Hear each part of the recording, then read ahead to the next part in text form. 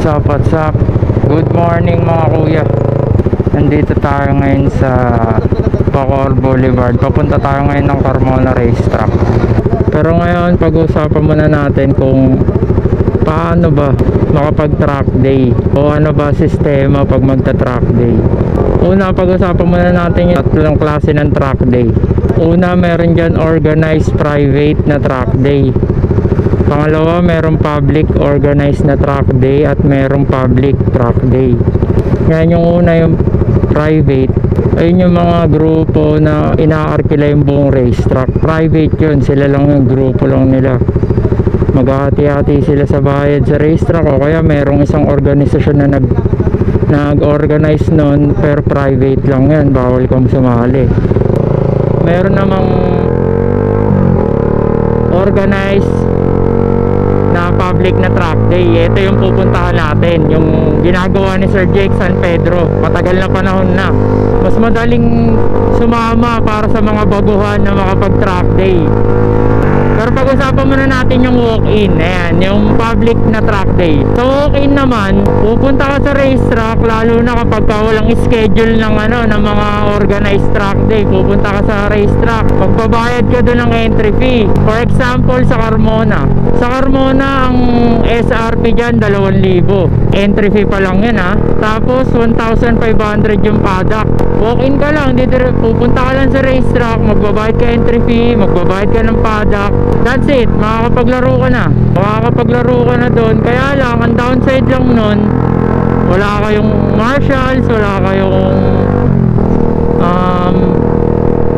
kayong ambulance, wala rin kayong photographer kapag walk-in. Swerte nyo kapag nag-walk-in kayo tapos may mga nagdala ng photographer, ganun. Ang may sasuggest ko sa inyo, first time nyo, sumama muna kayo sa mga organized na track day kagaya ng kay Sir Jake San Pedro. Kasi doon, magaguide ka kung ano bang gagawin mo. Hindi ka maliligaw. Una, sa GC pa lang, pag-uusapan na yung kung ano yung mga pwede mong gawin. Di ba? May mapagtatanungan ka, makikilala mo yung mga kasama mo sa track day. Hindi ka matutulonggis, hindi ka matutulig. Una, magchat-chat ka kay Sir Jake San Pedro. Mag-aabang ka ng schedule kung kailan meron. Pero usually, buwan-buwan naman yan eh. Usually, 1,600 ang payment. Mag-advance payment ka na. Isisend mo kay Sir Jake San Pedro yung bayad mo, 1,300. Isang linggo, 2 linggo bago yung track day, dapat nakapagbayad ka na. O pagkatapos nun, dumating na yung araw ng track day. Eto ngayon, yung gagawin natin, pupunta tayo ngayon dun sa racetrack. Pagdating dun sa racetrack, pipirma kayo ng waiver, pipirma kayo ng attendance. Sa'yo na, nakapag-track day ka na. Pero isa pinakamahalaga sa lahat, kailangan handa yung motor mo saka ikaw mismo. Kailangan yung motor mo, kahit all stock lang yung makina, all stock lahat. Pero ang suggestion ko, napapalitan mo lang kung first time mo talaga at gusto mo lang subukan, yung gulong, para masulit mo talaga yung racetrack. Pero kung kaya mo naman magpalit ng shock o ano man, much better yun syempre. Tapos sa gears naman, hindi naman nakakailangan naka full suit. May mga nakakasama kami sa racetrack, ang ginagawa nila, naka jeans lang sila. Naka jeans lang tapos bumibili lang sila ng slider. Yung knee slider na ginagamit sa bundok, may mga ganun naglalaro sa Marilaki. So kaya yung Kumine, meron na mga slider yon, pwede yon. Kaya riding boots, mas maganda kung high cut. Pero kung mid cut, okay lang din yun. Leather gloves o kaya riding gloves na medyo malaki, yun sakop yung risk mo. Kasi hindi naman natin sinasabing maka-aksidente ka, pero syempre racetrack na yun, baka mapasarap ka ng laro. Mas maganda na yung safe ka, kaya yung mga ganon gloves na yung bilhin mo. Ang maganda kasi dyan kay Sir Jake San Pedro sa Bombacade, kapag sumama ka sa track day, marami ka mapagtatanungan. Kung wala ka pa talaga experience sa racetrack, matuturuan ka kasi merong basic coaching dyan. Every session ituturo yung tamang linya, yung tamang liko o pepenuhan mo, saka yung fundamentals ng mga beginner. Nandun na agad, hindi ka na maliligaw. Saka Kaya ang kagandahan doon, yung 1,500 na paddock, paghahati-hatian nyo na lang yun kapag ka track day, ay pagka-organize yung track day. Kasi kapag walk-in lang, kung ikaw lang mag-isa, babayaran mo yung 1,500. Sa isang track day lang, makaka 3,500 ka na. Eh dito kay Bombo Kid, 1,600 yung entry fee. May marshals na yun, may ambulance, meron na din photographer. Tapos hanggang 10 kayo sa paddock, maghahati-hati kayo, tigo 150 lang kayo. Sobrang tipid na yun. Ayan, meron tayo nakasabay na mag-race track din, si Kuya. Ayan, naka-aerox. Yan, nandito na tayo guys. Ito na, Carmona Racetrack. Pero pag nakamotor kayo, pwede na kayo dito dumaan. Yan, dito sa gate na to. Pero pag nakasasakyan kayo, iikot kayo dun sa kabila.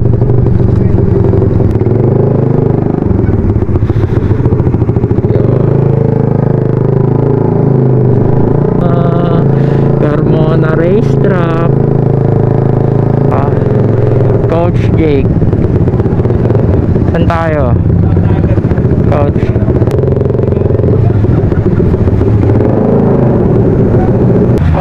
Sabi na si Kuya Camino yung kanina Ayan, daming player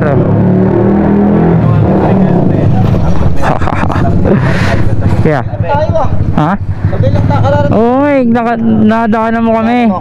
Nadaanan mo kami sa Jones. Uncle Jones. Meron na pa kayo. Si Rayog. Boss Rayog. KD po. Si? Wala na mag-aari. KD po. KD. Ayan, si Coach Jake. Yan yung nagbe-vape. Sila Sir Kuya Camino, mga underbone yan. Okay, gear up tayo. May kasabay tayo, scooter. Magkasabay ang scooter saka underbone. Kaya etong umaga na to, talagang literal warm up lang to. Medyo marami-rami tayo sa loob.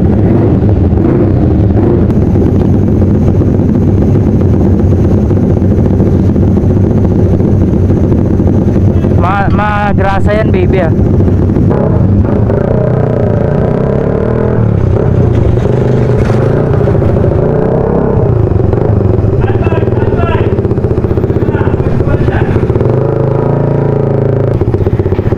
Ito gamit natin, Raider 150 Fi natin, daily race bike.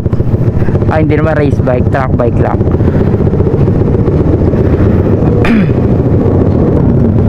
Mga kasabay natin yung underbones. Yan block.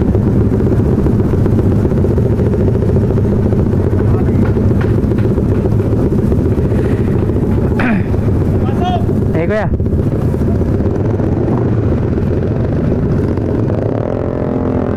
Lord, guide us Lord.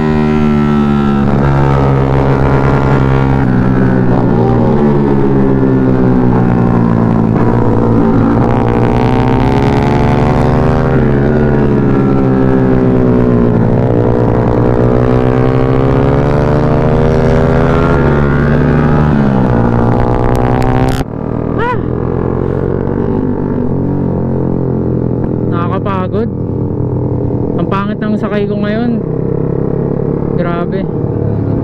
Ang bilis ko mapagod.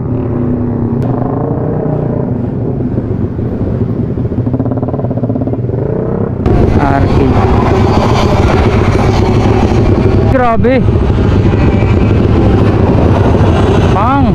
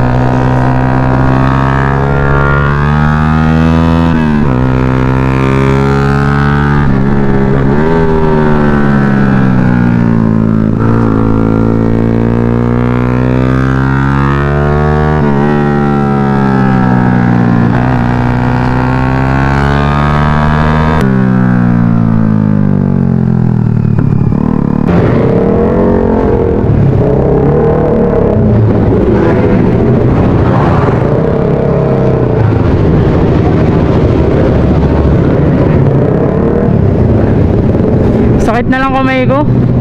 Ayun, baka madiinan ko yung preno bigla eh. Pero okay. Ganda. Suabe. Galing. Let's go! Sarap. Napapasarap na rin ako kaya tumigil na ako. Saka yung kamay ko nga, baka madiinan ko bigla yung preno kasi tumitigas, nagka-cramps. Sarap, ang sarap. Ayan gulong natin guys oh. Grabe. Sobrang tunaw oh. Malambot ata masyado yung gulong ko. No? natunaw yung gulong ko. Sa harapan. Sa harap okay naman. Tama lang yung PSI. Yun guys, ito na yung session na pagkatapos ng lunch. Ito yung motor natin, pinapainit. Sila kuya. Sa seto si Paps, yung ano natin, follower natin, galing pang Kabuyaw. Napanood niya daw yung ano natin, yung video. Tapos sinubukan niya rito, pumunta siya ng Carmona. Pumunta siya dito sa Carmona, nag-walk-in last minute. Kasi na, nakakapaglaro na siya. Nakakasayad-sayad na rin ang tuhod. First time din niyang magpunta rito sa Carmona. Sakto yan. Ha? Sakto yan. Target natin. Makabawi man lang. Loko-loko.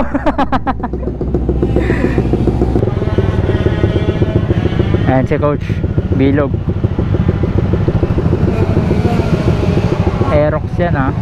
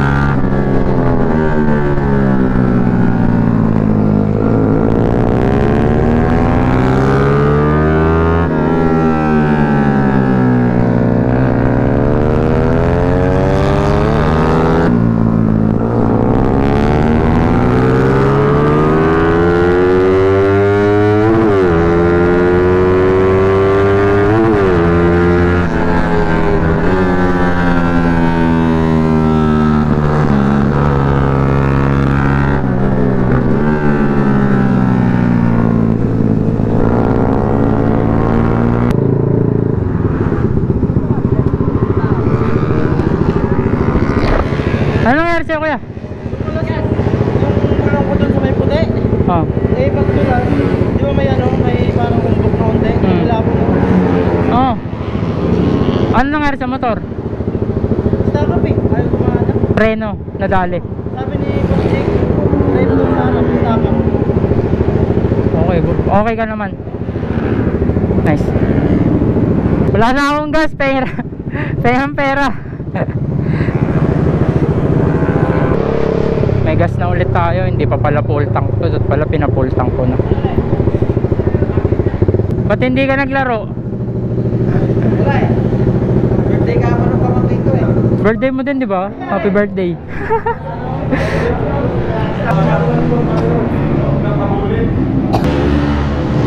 Angat mo. Yung kabila. Yan.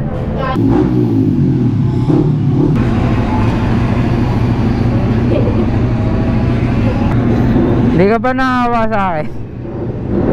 Alam mo, Ha? kanina sa isip. Oo? Alam mo kanina sa isip ko, baby. Oh. Kanina. Oh. Sa surprise sana kita. Bibili ako ng ganito pero isa-surprise kita. Kasi baka wala na. So surprise niya daw ako. Kaya lang wala na. Wag na lang, pinangasa mo lang ako.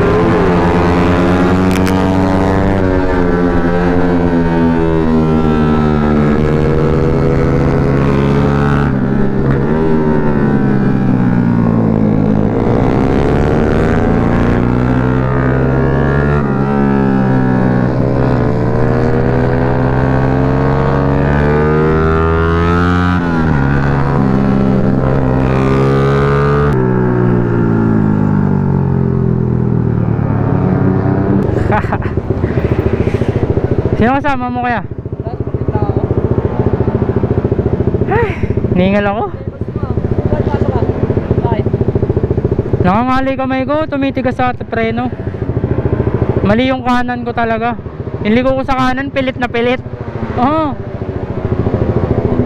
Ay, saka ang dami namin sa loob. Halo kami. Okay naman na, nakaikot. Ang ganda ng ikot naman.